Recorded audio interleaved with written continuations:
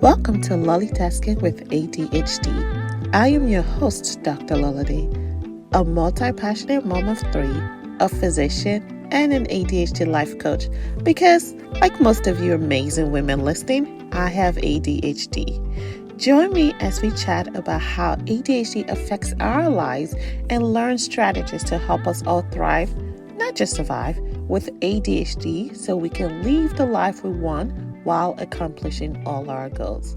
Let's get started. Welcome to Lollytasking with ADHD. Again, I am Dr. Lolliday, a physician and ADHD trained life coach and performance coach for easily distracted and overwhelmed women stuck in a stagnant state of business and ready to create the productive momentum they need to accomplish their goals. Ugh, that's a mouthful. Before we get started, I want to give a shout out to my dear friend Karen McGee, who left an amazing review on her LinkedIn. She said, I resonated so much with everything my friend and fellow coach Dr. Lola Day talks about in her podcast about overcommitment. Her approach to only saying yes to what lights you up is clearly the secret to her success as a podcaster, coach, entrepreneur, mom of three, and a cardiology. No big deal, right? Thank you, Karen, for that amazing review.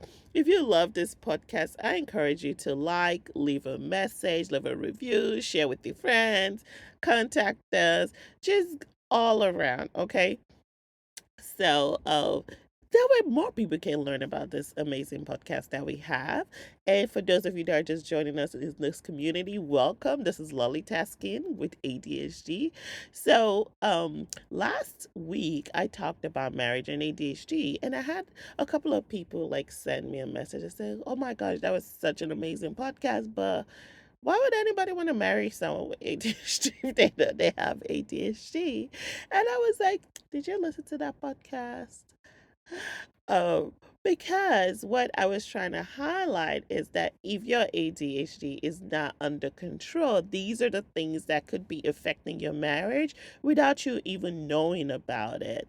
I didn't want you to think that, you know, people with ADHD can be amazing partner or contraire. We're known as fantastic partners, okay?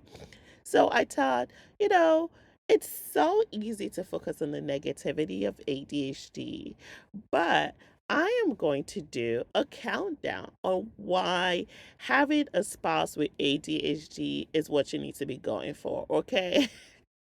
So, first of all, happy Valentine's. If you're listening to this in the future, today is Valentine's Day, and I am dedicating this to all the lovers out there, all those seeking love, and all those in new relationship, all the lovers, lovey, wanna be loved, love, love, love. I love love, okay? So let's get started. This is gonna be my typical short episode, but let's talk about a top 10. Number 10, and this is in no particular order, by the way. This is I just typed them out of my brain and I was like, we'll talk about it. Okay. So, number 10, our ingenuity and out of the box thinking. We are so able to just find solutions in ways that most people don't even think about. And initially, I didn't even realize this was a big deal. I thought everybody did it. Till a certain time, like people were like, listen, she's a problem solver. She has a different perspective to things. She's the one you want to go meet when you're stuck, right? So if you have a spouse that is at home, like whatever it is may be going on with your relationship, your business, and any other things that you need them to help you with. Like, isn't it amazing to just have that partner who's like always there that you can just go to, and it can help you with any questions or concerns or worries that you have. So that's number 10. Number 9, they can hyper focus into things that they truly care about or they value, right? And I guess I'm going to take number 8 and number 9 together. Actually, number 8 is they are value driven and they focus on things they care about. Same thing, right? So hyper focus just means that we can like just focus on like the really, really, really like crazy things, but value driven means that we are pushed by things that we truly, truly, truly care about, right? So how does that translate into having an amazing ADHD spouse? That means they can be focused parents, they can be focused spouse. While they may forget the minutia, right? They don't forget who truly matters to them, who is the most important thing to them. We are best friends. We're extremely loyal to a fault. And unfortunately, that's why sometimes narcissists actually go after people who have ADHD. And we tend to like hyper focus on those things, right? So wouldn't you want a spouse that is like so hyper focused on the kids, making sure the kids are good, that is so hyper focused on you, making sure you're good and well taken care of? Yeah. So number 8, we are value driven. Number 9, we hyper focus on the things we care about, right? And number 10, we are ingenious and we think outside the box. So number 7, we are resilient. We have an ability to just push through any and everything, okay, to make sure we work through things that other people would have given up on. We persist and persist and persist. Some people may see this as stubbornness, like why wouldn't you just give up? We're like, no, we would think again outside the box and try to find solutions to problems. So if you bring that back to relationship, why wouldn't you want to be with a spouse that would never give up on your relationship? Why wouldn't you want to be with a spouse that will want to like work on everything and try everything to make sure your relationship works? Where we're also stubborn is once we've exhausted all options and we feel like, you know what, it's not going to work, we tend to be like, see you later, PCs, don't want to be ya, right? So that's another thing. You cannot take advantage of this because there are times where, because spouses know that, we're resilient, we're going to try to stay to make things work, they start taking advantage of it. Once it clicks in our head that that spouse does not love us back, because we thrive on dopamine, right? But once you keep taking our emotions, or when you keep messing us up, when we're like we're done, we're truly done. But when we know this is our spouse, we just have a little bump, right? We're like, babe, can we go to therapy? Babe, can we do this? Can we spice up our relationship? Can we do that? They are committed to making sure that the relationship works, right?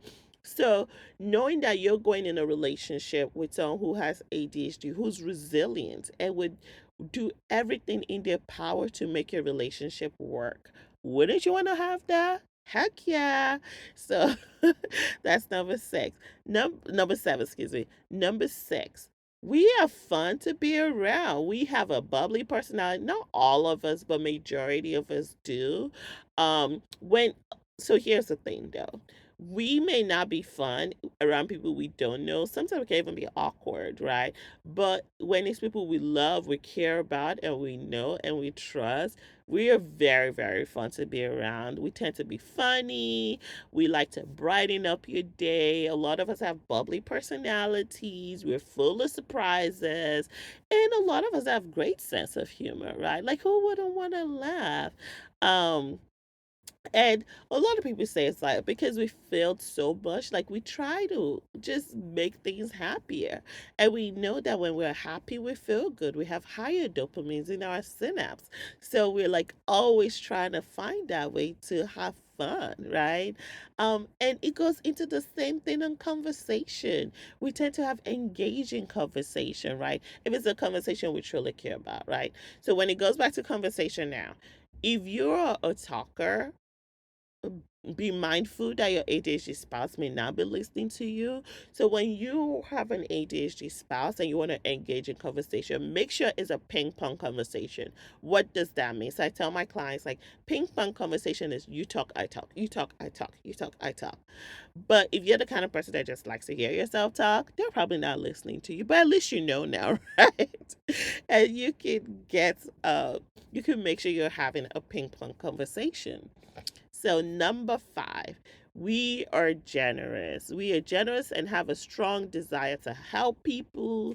We are, like, people say we're a people pleaser. I don't even know if it's like quote unquote people pleaser, but more like we want people to get what they need. We don't like people to be selfish. I mean, we don't like people to feel like they have to beg us for something, right?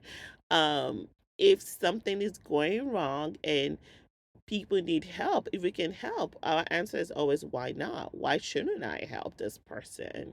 We're not selfish at all, right? So wouldn't you want to be with a spouse that's not selfish and is generous, right? A spouse, and when I talk about generosity, it's not always about money. It may be we're generous with time, clearly, because we have time blindness, right?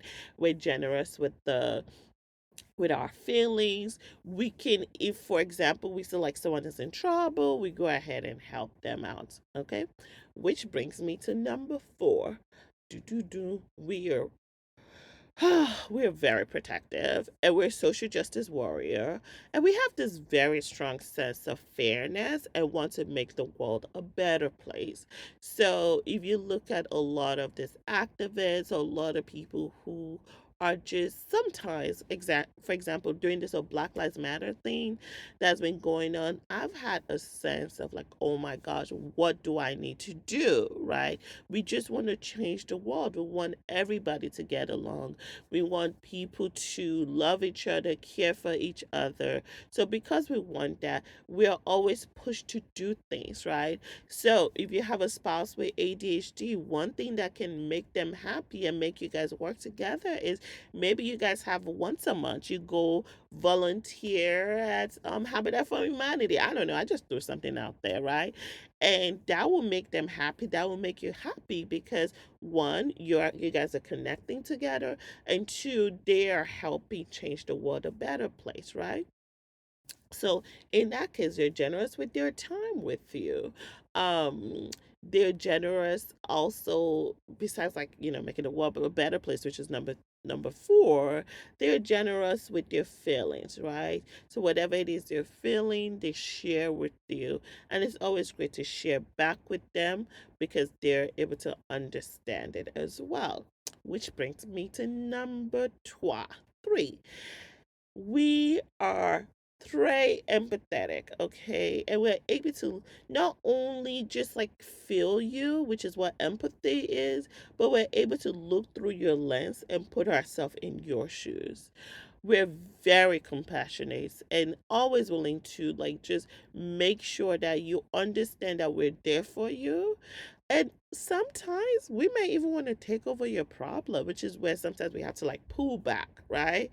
Um, a lot of times with ADHD, when I remember situations where like families are they're just trying to get my advice, and by the time I know it, I've researched things, I've done all the stuff because we just again want the world to be a better place. So if we want the world to be a better place, how much more wouldn't we want to be for our spouse, right? So anything you are going through, we have that empathy to be able to help you out, look through your lens, and even just understand you in a way that other spouses with ADHD would not be able to. Okay?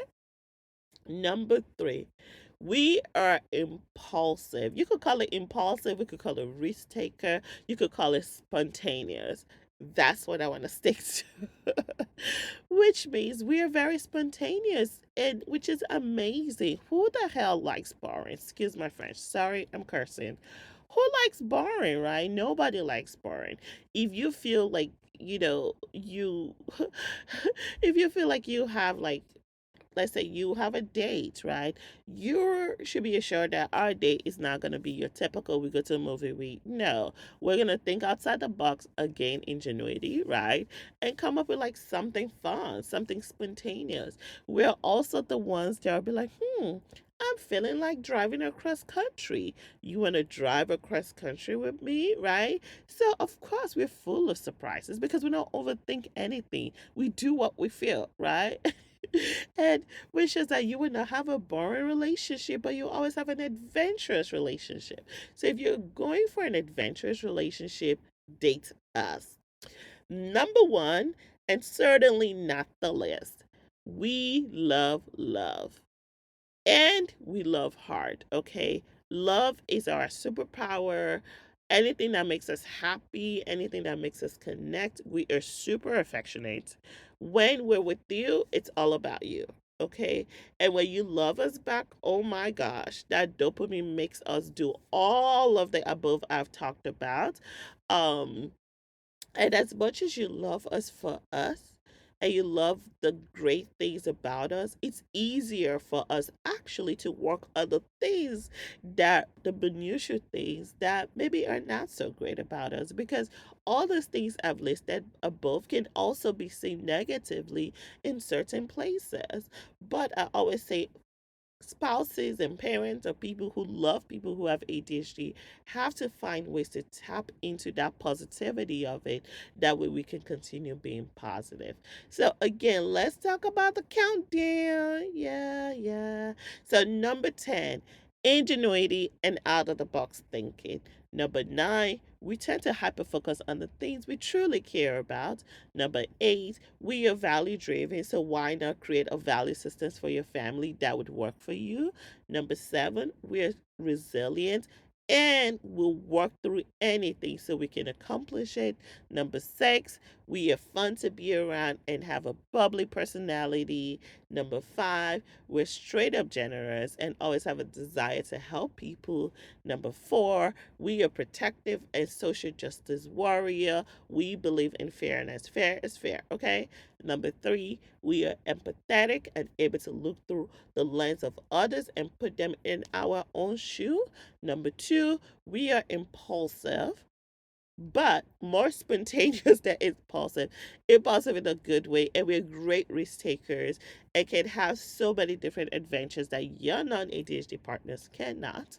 Number 1, we love, and we love hard. So if you love this about your spouse, and I want to hear, what do you love about your spouse, right? What makes you tinkle or have butterflies? Go ahead and send us a message, join our Facebook group. Let's talk more about it, okay? All right. So I'm going to end with this quote: to love is nothing, to be loved is something, but to love and be loved is everything. So on this Valentine's Days, I am wishing you were loved, you love someone, and you are loved and being loved, which is everything. So that's it today, ladies, or lolly taskers with ADHD. Remember, I want you to pick one thing you want to work on this week. It could be something you heard or a aha moment from the episode today, or it could be something else. Just pick one thing and I want you to work on it, make a plan, and let's get it going. So, thank you so much for hanging out with me on another amazing episode of Lolly Tasking with ADHD.